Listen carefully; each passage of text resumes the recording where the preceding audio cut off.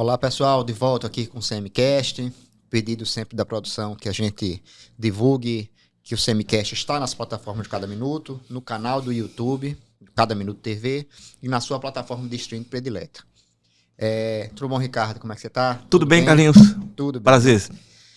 Olha só, Ricardo, às vezes as coisas acontecem na Assembleia que passam ao largo da sociedade alagoana, mas teve uma coisa que... Perdeu muito protagonismo, né, o legislativo, Exato. de forma geral, estadual e municipal. Mas aí teve uma coisa que surpreendeu a todos, assim, de repente, e houve uma reclamação da sociedade, né? Na Assembleia não, mas a gente vai discutir isso. Cabo Bebeto, depois eu queria que você falasse mais sobre esse personagem, quem é o Cabo Bebeto? Cabo Bebeto estará à frente da Comissão de Direitos Humanos. Da Assembleia Legislativa. Eu não sabia nem que existia essa Comissão de Direitos Humanos, mas existe uma Comissão de Direitos Humanos. E o Cabo Bebeto, aquele que faz live nas suas redes sociais, limpando as armas, as 4 ou 5 armas que ele tem, ele faz essas lives, né, limpando as armas, é o responsável por essa Comissão de Direitos Humanos. Isso lhe chocou de alguma forma? Para você não é surpresa alguma? Queria que você falasse sobre isso, sobre a Assembleia, a relação da Assembleia com ele e sobre o personagem também, o Cabo Bebeto. Depois a gente prolonga esse papo. Vamos lá. Veja só, me surpreende, claro, né? A figura do Cabo Bebeto, ele é um tipo muito rude, né? De linguagem tosca em relação, principalmente, a essa questão da violência, adepto daquela história do bandido bom é bandido morto, se a mãe de um tem que chorar que seja dele, não a minha. E que é uma linguagem própria, né, das polícias, ou pelo menos da baixa polícia, digamos assim, né? E a gente vai lembrar que as polícias estaduais no país inteiro aderiram ao bolsonarismo, que vem com essa linguagem sempre, né? Agora, vamos lá. O Cabo Bebeto, deputado Cabo Bebeto, é a parte visível da Assembleia Legislativa dessa ideologia que é majoritária dentro da Casa de Tavares Bastos. Ninguém se iluda. Ele é a parte mais visível, repito, mas é representativo da média da Assembleia Legislativa. Eu lembro que, no ano passado, durante a campanha eleitoral, havia um embate entre ele e o deputado Ronaldo Medeiros, no qual ninguém se metia. Era o Ronaldo defendendo propostas, digamos assim, mais progressistas, ou propostas progressistas, e ele, pelo contrário, defendendo o armamentismo, defendendo a prática policial não recomendável e não aprovável, aprovada pelos direitos humanos, mas que ele representava ali uma parcela significativa da Assembleia Legislativa, a maioria da Assembleia Legislativa, repito, e uma parte da sociedade alagoana. Perfeito. Né? Que tem essa visão. Nós somos, repito, de origem escravagista, a sociedade alagoana. Isso ainda permeia a cultura, de certa forma, dominante em vários setores da sociedade. E o que aconteceu com a Assembleia na campanha eleitoral de apoiar o Lula, se a gente lembrar, a maioria dos deputados, repito, é de reduto eleitoral do interior, onde o Lula é bem visto pelas práticas sociais que ele introduziu no Brasil. As políticas sociais do governo Lula foram muito avançadas, vamos reconhecer, quando introduzidas, precisam melhorar, evidentemente, e a gente espera que melhore e avance, mas ele, Bebeto, é representativo da maioria da Assembleia Legislativa. Ser lulista não significa, ali na Assembleia Legislativa, ser progressista. Significa beber dessa votação que o Lula tem, ou da popularidade que o Lula tem junto à população mais pobre, e o fato de que, nos interiores, né, vamos lá, se a gente chegar onde a dependência é muito grande do poder público, o eleitorado ele é propenso a votar no Lula, repito, pelo que ele introduziu de avanços nas políticas sociais. Mas só isso. Talvez ele seja o mais rude por causa da linguagem. Ele é um cara que vem de quartel e, em regra, por mais que haja uma tentativa de introduzir a disciplina de direitos humanos nos quartéis, isso ainda há uma resistência muito grande, né? As polícias, de forma geral, elas atraem, né? Personagens que, enfim, não têm uma vocação, digamos assim, para o pacifismo ou para o desarmamento. Eu lembro, eu já fui algumas vezes, há muito tempo não vou, para debates dentro da Polícia Militar e quase sempre eu era alvo de ataques por ter uma postura de defesa dos direitos humanos. Você ia, né? Ricardo, nesses debates? Fui algumas vezes. Enfim, não tem problema não. E era interessante porque, é claro, o pessoal criticava, mas respeitava. Eu nunca fui desrespeitado, vou ressaltar aqui. Pra mim é surpresa importante. até, Pois é. Mas, assim, ele é a representação da maioria da Assembleia Legislativa, que tem alma bolsonarista, se você quiser entender dessa forma, ou se quiser de forma mais ampla, é de direita ou de extrema direita. Tem uma parcela que é de extrema direita ali, mesmo que se anunciou, né, como apoiador do Lula. Vamos lá. Comissão de Direitos Humanos, não seria o personagem mais evidente para ocupar aquele posto.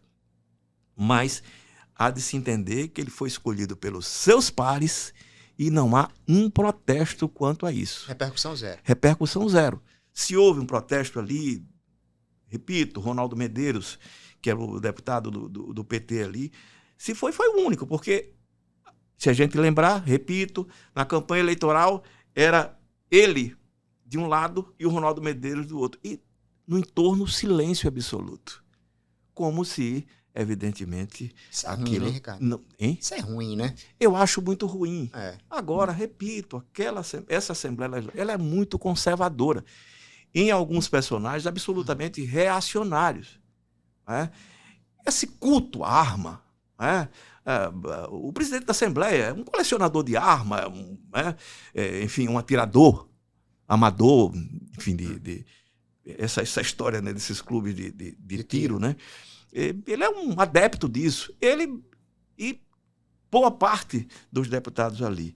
Tem um parlamentar interessante ali, o Bruno Toledo, que é um cara que diz, olha, eu sou de direita mesmo. Né? Eu lembro de um post seu durante a campanha, na qual o Bruno Toledo é da base do Paulo e um aliado, e você conversou com o Bruno, e o Bruno disse, olha, para a ida do Lula eu não vou porque seria totalmente contrário ao que eu acredito. Não foi exatamente. Eu até acho que é digno de elogio essa postura dele, mais aberta, mais franca, né? Porque essa coisa assim, olha, eu defendo os direitos humanos aonde? Numa conversa? Numa entrevista? Né? Mas na prática, efetivamente, e a gente sabe, a Assembleia Legislativa, ela é de conservadora para reacionária. Muito pouco você vai encontrar ali em um deputado ou uma deputada, né, que seja mais progressista. Foi criada recentemente a comissão, né, de defesa, Frente Parlamentar de Defesa da Propriedade Privada na Assembleia Legislativa. É sintomático isso, né? Por que essa comissão, essa frente parlamentar? Por que não uma frente parlamentar de combate à fome? A gente vai sempre falar isso. Alagoas, o estado brasileiro mais faminto, 36,7% da população passam fome. Por que não se criar essa frente parlamentar de combate à fome, mas sim uma frente parlamentar de defesa da propriedade privada? Evidentemente, mirando a história dos movimentos sociais, do MST, dos movimentos sociais de forma geral. Eu lembro que a pastoral da terra era muito mais aguda nas suas ações do que o MST aqui no estado de Alagoas. E, assim, está muito evidente. Não, porque tem um abril vermelho. Gente, isso é bobagem. Tratar questões sociais, como o caso de polícia, essa é uma visão atrasada, reacionária. Evidentemente, eu aqui não estou defendendo invasão de propriedade privada, não é nada disso.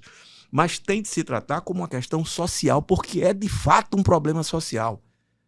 Ressalto aqui que o governo Lula, os primeiros governos, né, Lula e da Dilma também, avançaram nessa questão da reforma agrária, mas não o suficiente para resolver um problema que é trágico e faz parte da vida brasileira, repito, de forma estrutural, mas que precisa ser mudado. É bom, por um aspecto, eu até brinquei com isso, porque força o governo Lula e o próprio governo do Estado a investir em políticas de inclusão de trabalhadores sem terra. Agora, tratar isso como uma questão policial, frente parlamentar de defesa. Por que frente parlamentar? Por que não frente parlamentar de defesa do dinheiro público? Engraçado que Quantas e quantas vezes a Assembleia Legislativa foi alvo, né, de ações policiais? O próprio governador Paulo Dantas, né, quando passou pela Assembleia Legislativa, carregou com ele um processo que está lá no STJ por conta de desvio de dinheiro público.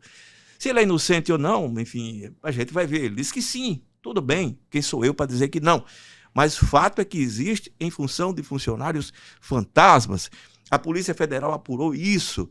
Por que não se criar essa frente parlamentar de defesa do dinheiro público, para que o dinheiro público volte ao público de onde saiu?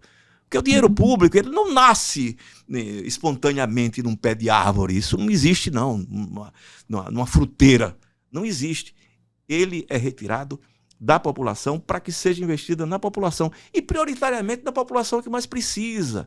Crie-se uma frente parlamentar de combate à fome, uma frente parlamentar de defesa do dinheiro público, frente parlamentar em defesa da propriedade privada.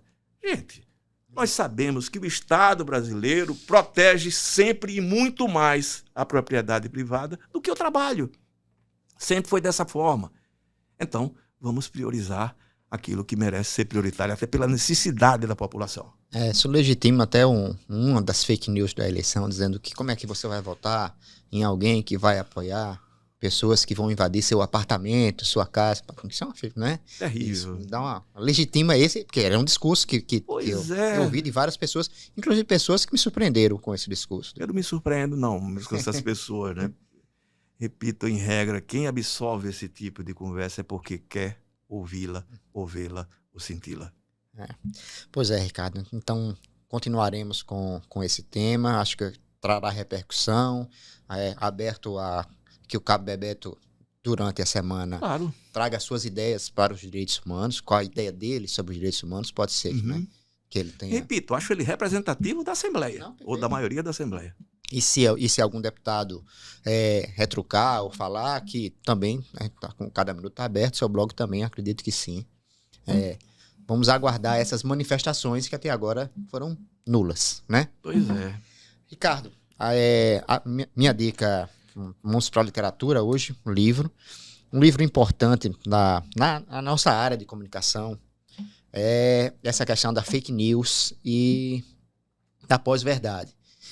E esse livro, Pós-Verdade, de um jornalista britânico chamado Matthew D'Ancona, está na Amazon. Inclusive está na Amazon por R$16. Uma promoção essa semana, R$16. Ele é o primeiro a trazer esse termo, que depois virou um verbete do... Verbete, né? Verbete do dicionário britânico, a pós-verdade. Ele fala justamente sobre o fenômeno das fake news. Ele fala muito durante o processo eleitoral de Trump, de Boris Johnson, enfim. Mas é um processo contínuo. Ele teve consequências na eleição do Bolsonaro, nessa do Lula. O nome do livro é Pós-Verdade, resenha, né? Pós-Verdade. O nome do autor é Matthew D'Ancona, é um jornalista britânico, The Guardian, London, New York Times. Então, todo profissional de comunicação ou não deveria ler esse livro. R$16 só na Amazon. Ricardo, qual a sua dica? Matthew para lá, Matthew para cá. Então vamos lá. Matthew Williams é um sociólogo inglês que escreveu esse livro, que é uma maravilha, viu? A Ciência do Ódio. É muito legal, tem muitos estudos de caso. Ele busca levar a compreensão do leitor para a origem de preconceitos. De forma geral, o preconceito está muito ligado ao medo, né? Medo que leva ao ódio. É uma sequência lógica de emoções humanas. É um trabalho muito legal. Ele, evidentemente, trata de casos concretos e objetivos. Ele é um cientista, né? Pesquisador.